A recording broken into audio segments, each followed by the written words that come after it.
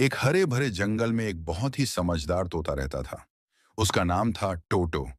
टोटो को सब कुछ ध्यान से देखना बहुत पसंद था, इसलिए जंगल के जानवर उसे मजाक में पुलिस तोता कहते थे। एक दिन जंगल में अचानक शोर मच गया।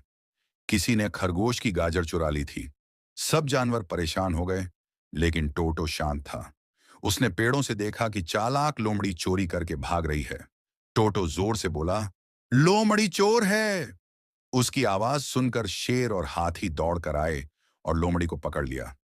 लोमड़ी ने माफी मांगी और वादा किया कि अब चोरी नहीं करेगी। उस दिन से पूरे जंगल में पुलिस तोते की बहुत तारीफ होने लगी।